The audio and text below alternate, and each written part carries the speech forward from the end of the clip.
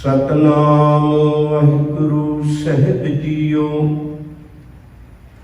करमी सहज न उपजै, बिन सहजै सहसा न जाई। न जाई सहसा किचै संजम, रही कर्म कमाई। सहसा जियो मलिन है, किच संजम धोता जाई। मन धोवो शब्द लागो, हर स्यों रहो चित लाई। कहे नानक पुर प्रसादी, सहज उपजै ए सहसा इव जाई। कहे नानक गुर प्रसादी, सहज उपजै ए सहसा इव जाई। वाहिगुरु जी का खालसा, वाहिगुरु जी की फतेह। आनंद की प्राप्ति लई जां खेम अविनाशी खुशी लई साडे जीवन विच पवित्रता होनी बड़ी जरूरी है। क्योंकि मैल है जिहड़ी,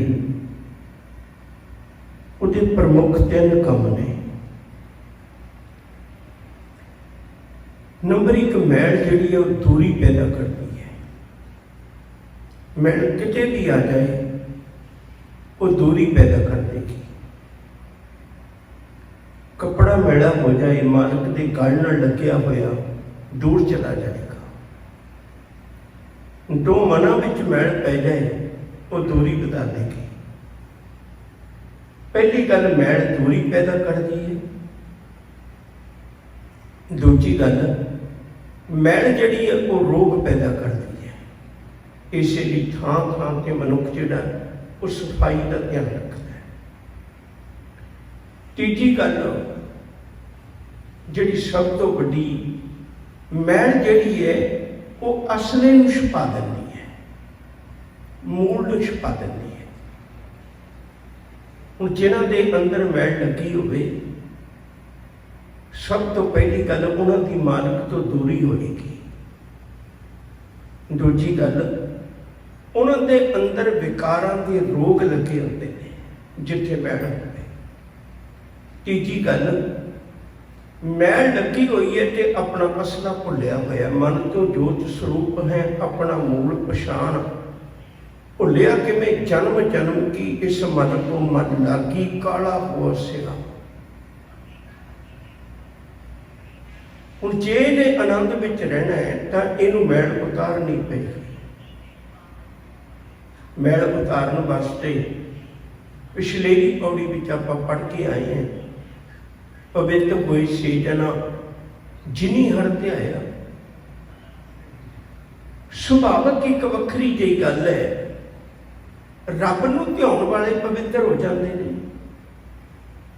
ये किवें हो सकता है? हजूर ने बड़ी प्यारी दात बख्शिश की। इस पौड़ी विचों सारे जवाब ने, इस पौड़ी विचों सारी विचार है साडे अंदर किवें ये मैल उतर सकती है। सब तो पहली गल, हजूर कहेंगे जीवन में 2 गल्लां खास पड़ियां ने।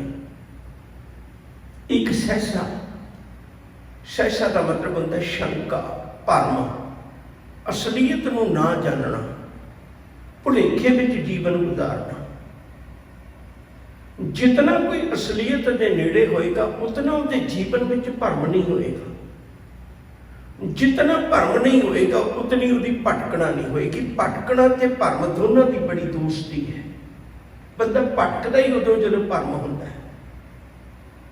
गुरु कोल आके असीं तद ही बैठ नहीं सकते बहुता। उसका कारण यह है क्योंकि गुरु सानूं असलीयत तो जाणू करवाउंदा है ते असीं भरम की दुनिया च जीवना चाहते, क्योंकि भरम मिठा बड़ा लगता है, भरम प्यारा बहुत लगता है। तुसीं कदे देखियो एक बंदा सहज सुभाअ गुरुद्वारे आ रहा है, तो जो तुसी कोई कदर नहीं करोगे। पर एक बंदा पैरी नंगा आ रहा गुरुद्वारे, असी कहांगे यार सिख है, क्योंकि भरम जिहड़ा प्यारा बहुत लगता है, मिठा बहुत लगता है। भरम तो दुनिया बड़ी प्रभावित होंदी है। तो गुरुदेव सच्चे पातशाह ने कृपा की, कहन लगे पुत जे आनंद की अवस्था को मानना चाहना है ना, तो अपने जीवन में भरम नूं कढना पएगा, भुलेखे नूं कढना पएगा। गुरु कोला गुरु सानू भरम दे विचों कढेगा। जाके हिरदे ठाकुर होई, जाके हिरदे ठाकुर होए तब वो सहसा मूल्य है। वो जीवन दे विच शंका नहीं होवेगा, वो जीवन विच कदे सहसा नहीं होवेगा। गुरुदेव सच्चे पातशाह ने कृपा की, अमृत वचन बहुत बार तुसीं पढ़ते हो, सर जी कृपा करते ने। कह लगे जिहड़ा मनुख गुरु चरणों में जुड़ गया, उहदे जीवन विचों सहसा खत्म हो जाता है। गुरु उन्होंने असलीयत के नेड़े कर देता है, उन्होंने भरम की दुनिया विचों कढ़ देता है, हकीकत का पल्ला पकड़ा देता है। अमृत बाणी का वचन पढ़ते हो, दुख बिन से सहसा गियो, शरण परिहर राय, मन जिंदे फल पाया।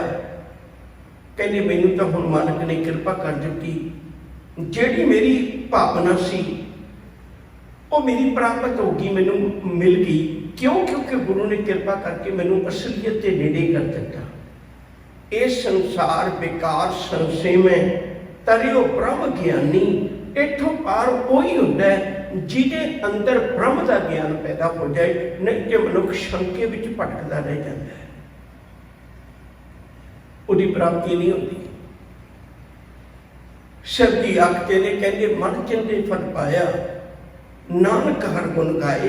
मैं कि हुण मालिक दे गुण गाउणा है, साईं दे गुण गाउणा है। मैनूं पता लगे दूजे की पूजा क्यों करनी है, असलीयत पता लगी। साहिब मेरा एको है भाई एको है। पता लग गया गुरु को आया कि उन्हें असलीयत का पल्ला पकड़ाया। पाठ पढ़ियो और वीर विचारियो, निबल पे अंग साधे, पंच जना से संग न छुटक्यो, अदक अहंग बुध बाधे। प्यारे इन विच मिलन ना जाई, मैं किए कर्म अनेका, हार पड़े स्वामी के द्वारा, जीते बुध पवेका। गुरु को आए कि पता लगे जीवन विच भटकना, भरम, ये कदे मंजिल ते नहीं पहुँचाते, ये कदे मंजिल ते नहीं पहुँचाते। हजूर ने कृपा की, समझाया। कह लगे पुत किन्ने कर्म कमाने, पाठ पढ़ियो और वेद विचारियो, ये सारे नेक ही कर्म ने, धार्मिक काम ने। पर प्राप्ति की है, इन्होंने मिलाप नहीं होना। क्या पढ़िए, क्या गुनिए, क्या वेद पुराना सुनिए, पढ़े सुने क्या कोई, जो सहज ना मिलियो सोई। हर का नाम ना जपस गवारा, क्या सोचे बारंबार। शब्द नूं लेके चलिए, कई थावां ते आपां नूं रुकना पैना। करनी सहज ना उपजे, जेड़े कर्म कांड ने, जेड़े भरम दे कर्म ने, जेड़े असीं धर्म समझ के कमाउने हैं, उन्हां विचों सहज पैदा नहीं होता। अखंड जिन्ने मर्जी कर लईए, सहज पैदा नहीं होता, सहसा पैदा होता है। डर है कि मेरी असलीयत प्रगट ना हो जाए, डर तो है जीवन विच, शंका तो है जीवन विच, पर टका नहीं पैदा हो सकता। कर्म कांड जितने भी नहीं, गुरुदेव सच्चे पातशाह ने जिक्र किया है। कर्म धर्म पाखंड ज्योतिष है, तिन जम जागा की लूटै, निर्वाण कीर्तन गावो करते का, निमक सिमरत जित छूट है। जितना कोई मालिक के नेड़े होगा। प्रिंसीपल गंगा सिंह ने एक बड़ी प्यारी विचार लिखी।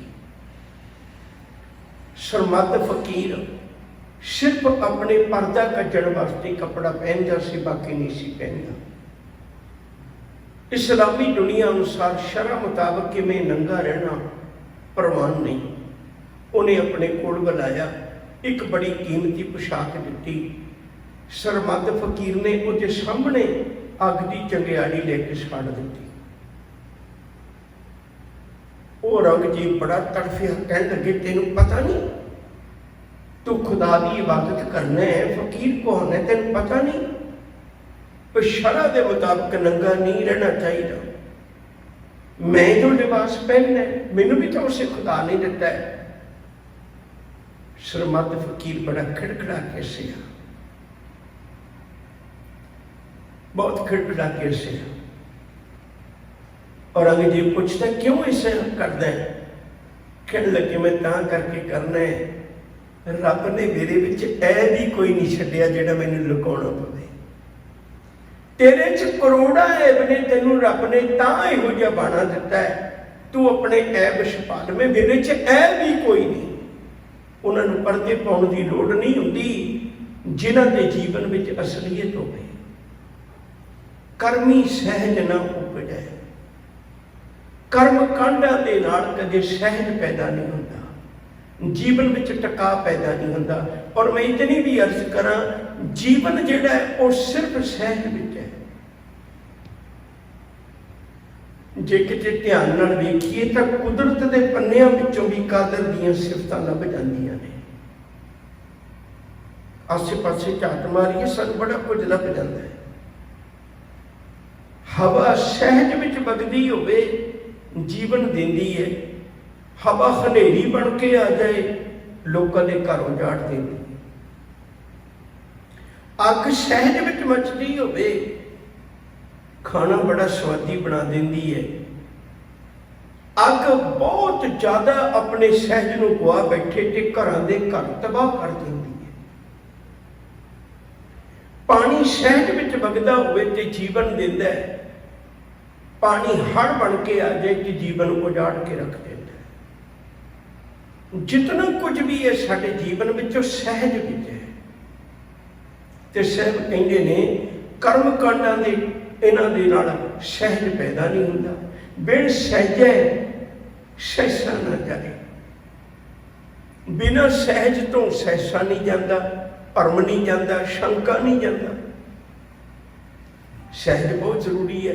मैं थोड़ियां जिहियां बेनतियां करा, तुसीं तवज्जो दे के समझो। जदों भी कदे कोई चीज असलीयत के नेड़े आती है तो उदों सहज विच आ जाती है। एक कोई उदाहरण लवांगे आपां, बहुत ने कुदरत विच। तुसीं देखो कदे गुरु जी ने कितनी प्यारी बात समझाई है। कहंदे भांडा धोए बैश धूप देवो तौ दूते को जा, दूत कर्म फुन सुरत समायन खोए निराश जमावो। ये तो कोई भी नहीं दुनिया च कह सकता कि दुध विच मक्खन नहीं हुंदा।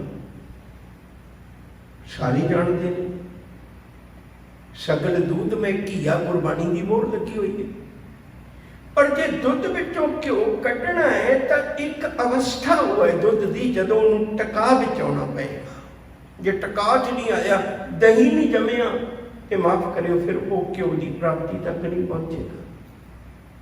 गुरु को आए, गुरु ने पहली पौड़ी में ये बात आखी सी, आनंद भया मेरी माए सतगुरु में पाया, सतगुरता पाया सहज सी। ये निशानी उस मनुख की जिहड़ा रब्बी गुण गाउंदा उसका जीवन टका विच आ जाएगा। रसना गुण गोपाल नित गायन शांत सहज रहस मन उपजो सगले दुख भुलाए। उहदे जीवन विच शंका नहीं हुंदा, भटकना नहीं हुंदी, उहदे जीवन विच भरम नहीं हुंदा, वो आनंद विच हुंदा है। न जाए सहसा किते संयम, संयम संकोच के वरतना। किन्ने किन्ने संयम लोकी रखते ने, उन्हें अत कर दी। गुरु की सिक्खी जिहड़ी है वो सहज वाली है, याद रखोगे। एक अत करके बैठा सी, मैं भोजन खाना ही नहीं, मुख लाउणा ही नहीं अनाज का दाना। एक अत करी बैठा सी, मैनू चाहिदी 36 पदार्थ है, उदों थले मैं खाना नहीं। एक कह रहा सी मैं कपड़ा ही नहीं पहनना, एक कह रहा सी जेड़ा मैं एक बारी पहन लिया मैं दोबारा ही नहीं पहनना। ਹੱਤ ਕਰੀ ਹੋਈ ਸੀ ਲੋਕਾਂ ਨੇ। ਇੱਕ ਕਹਿ ਰਿਹਾ ਸੀ ਰਾਗ ਰਤਨ ਮੇਰੀ ਜ਼ਿੰਦਗੀ ਦਾ ਅੰਗ ਨੇ, ਮੈਂ ਹਰ ਪਲ ਉਹਦੇ ਵਿੱਚ ਗੁਜ਼ਾਰਨਾ ਚਾਹੁੰਦਾ। ਇੱਕ ਕਹਿੰਦਾ ਸੀ ਰਾਗ ਹਰਾਮ ਹੈ, ਤੇਰੇ ਕੰਨਾਂ ਤੱਕ ਨਾ ਛੂਹਦਾ। ਗੁਰੂ ਦੀ ਸਿੱਖੀ ਸਹਿਜ ਵਿੱਚ ਹੈ, ਇਹ ਖਾਂਦੀ ਹੈ ਪ੍ਰਸ਼ਾਦਾ ਪਾਣੀ ਸਿੱਖੀ ਚ ਹੈ, ਪਰ ਨਾਲ ਸੰਜਮ ਵੀ ਹੈ। ਉਹਨੇ ਦੁਨੀਆ ਤੋੜੇ ਬੰਧਨ, ਅੰਨ ਪਾਣੀ ਥੋੜਾ ਖਾਇਆ, ਸਹਿਜ ਹੈ। ਇੱਥੇ ਨਗਨ ਅਵਸਥਾ ਨੂੰ ਵੀ ਥਾਂ ਨਹੀਂ। ਨਗਨ ਫਿਰਤ ਜੋ ਪਾਈਆ ਜੋਗ ਬਨ ਕਾ ਮਿਰਗ ਮੁਕਤ ਸਭ ਹੋਗ, ਕਿਆ ਨਾਂਗੀ ਕਿਆ ਬੰਦੇ ਚਾਮ ਜਬ ਨਹੀਂ ਕੀਨਸ ਆਤਮ ਰਾਮ। ਪਰ ਇਹ ਵੀ ਨਹੀਂ ਕੋਈ ਨਿਰਾ ਇਹੀ ਸੋਚ ਲਵੇ ਭਈ ਮੈਂ ਦੁਨੀਆ ਦੇ ਅੰਦਰ ਸਿਰਫ ਕੱਪੜੇ ਹੀ ਹਟਾਉਣਾ ਹੈ। ਇਹ ਵੀ ਨਹੀਂ, ਲੋੜ ਮੁਤਾਬਕ ਪਹਿਨਦਾ।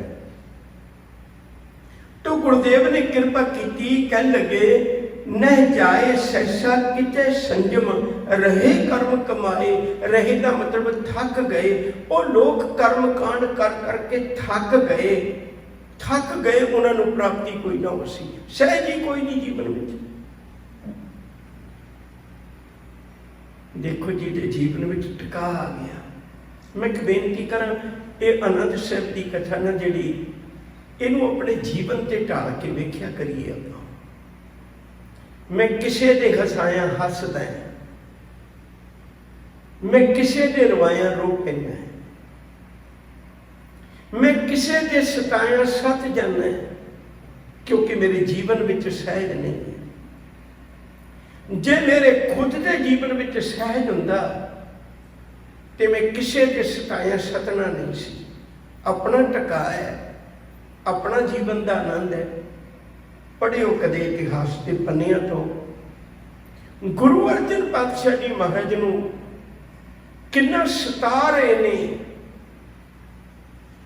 पर उन्होंने अपने जीवन का टका है, सते नहीं। तत्ती तवी ते बैठ के भी कोई कह सके तेरा किया मीठा लगे, ये सहज की निशानी है। कितना हालातां ने सताउण की कोशिश की गुरु गोबिंद सिंह की, आप रोज बात पाने हैं, पर माछीवाड़े के जंगल विच भी आनंद विच है। कितना सताउण की कोशिश की भाई मनी सिंह वर्गियां दे बंद कट के, पर वो अपने एक टका विच है। हुण अपनी गल वेखियो, जे सानू कोई दो शब्द कह जाए तो साडे जीवन का सहज गवाच जाता है। राती नींद नहीं आती, तेरे कल्पते रह जाते। टका नहीं है ना, गुरु का शब्द नहीं है साडे कोल, जीवन में सहज नहीं है। सहज होंदा ते भटकना ही नहीं सी पैनी, जीवन की भटकना ही नहीं सी पैनी। भाई कान सिंह नाभा बहुत विद्वान पुरुष ने, अदुੱਤੀ किताबां लिख के दित्तियां ने सिख कौम लई। महान पुरुष कदम कदम ते लोड़ पैंदी होती। उहदे जीवन में एक गाथा बड़ी प्यारी, महाराजा हीरा सिंह दे कोल एक लोड़वंद गरीबड़ा जिहा आया भाई कान सिंह नाभा कोल।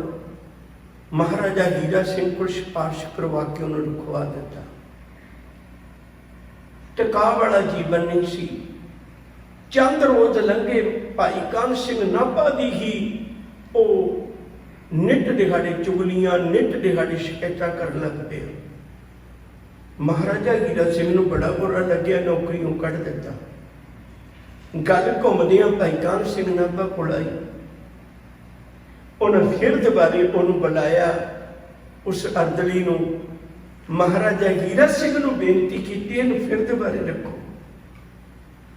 गलती ये करे सजा दे बच्चे भुगतने, कित्थों दा इंसाफ है। मैनू चंद शब्द कहे, उहदे पिछे नौकरियों कट दिता।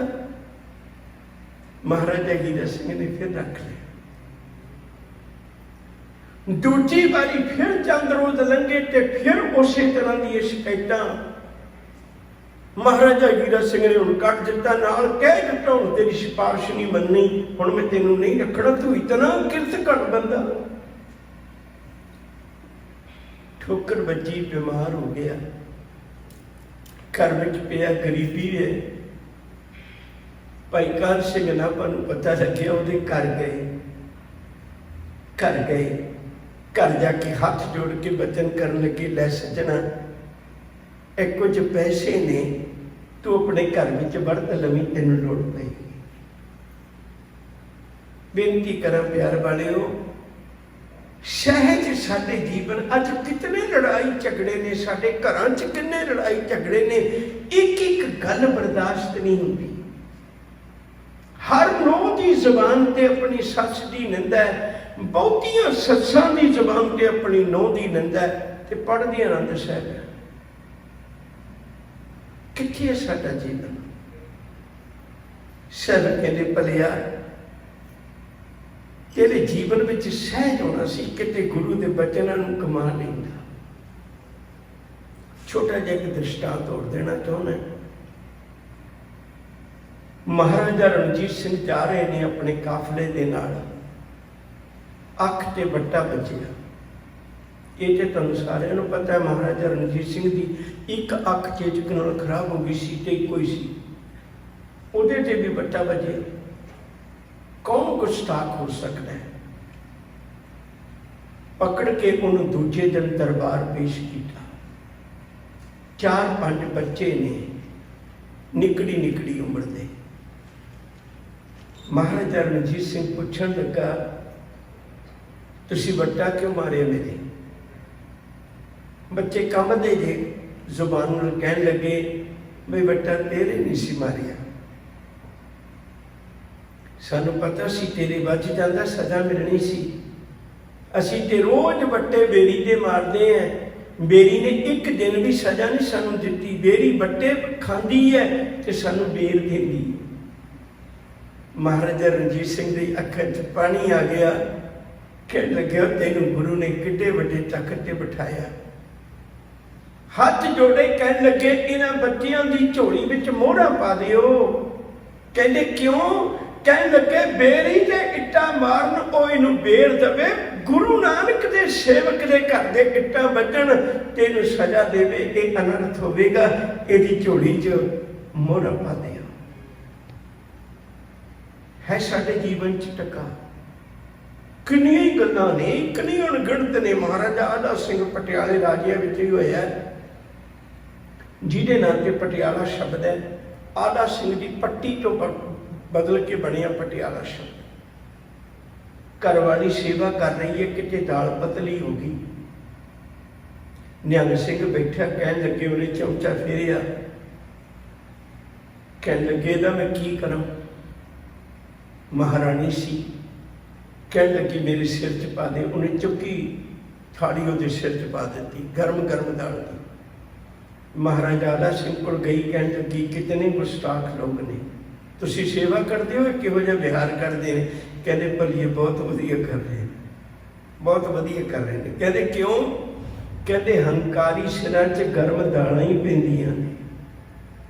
ਸਿੱਖ ਗੁਰੂ ਨਾਨਕ ਦੇ ਘਰ ਤੋਂ ਮਨਾ ਤੂੰ 2 ਸ਼ਬਦ ਨਹੀਂ ਸਾਰ ਸਕਦਾ, ਉਹ ਜਿਹਦੇ ਦਰ ਤੇ ਮੱਥਾ ਟੇਕਣਾ, ਉਹਨੂੰ ਡੁੱਗਾ ਆਖਿਆ ਸੀ, ਕੋਈ ਆਖੇ ਭੂਤਨਾ, ਕੋ ਕਹਿ ਬੇਦਾਲਾ।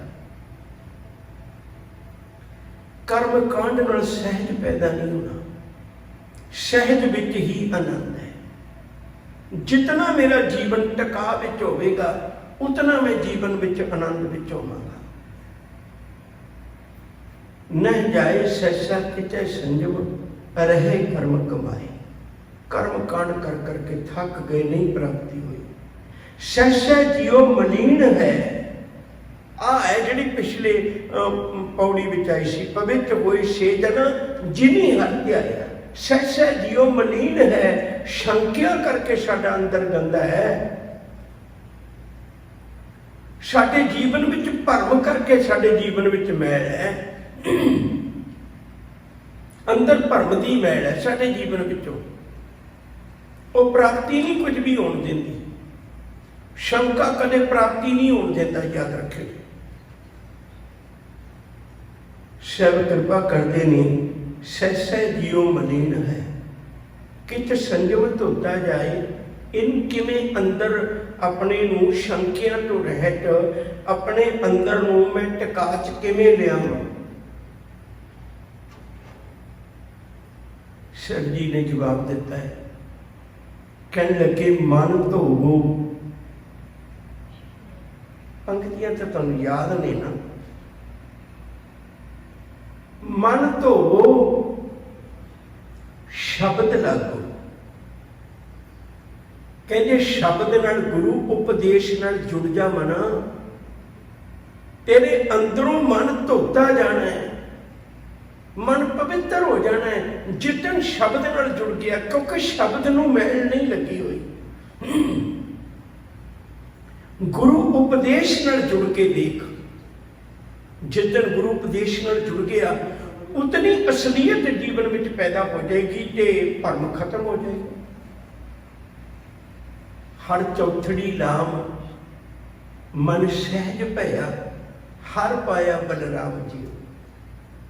सहज पैदा हो गया, जीवन विचों भटकना मुक गई। मन धोवो, इत्थे मन धोते जाते ने, इत्थे गुरु शब्द नाल जदों जुड़दे हो, गुरु वचनां नाल जुड़दे हो, मन धोते जाते ने। मन धोवो शब्द लागो,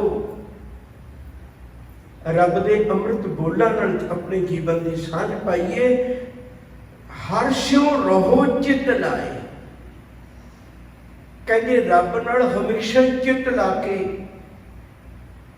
वो मनुख रहन लग पैंदा, फिर कुछ करना नहीं पैंदा। शायद कहते ही उन्होंने जिहड़ा काम अपने आप होने लग जाए। तुसीं कदे देखो जिहड़ा बंदा गड्डी सीखण लगदा है, पूरा पूरा ध्यान उहदा गड्डी चलाउण च हुंदा है, पूरा ध्यान हुंदा है, फिर भी वो गलतियां कर जाता है। कदे इंडिकेटर देना भुल गया, कदे ब्रेक मारनी भुल गया, कदे एक्सीलेटर ज़्यादा दे बैठा, शीशे ना सैट किए, इत्थे आ गया। हुण गड्डी चलाउण लग पिया, सिख गया।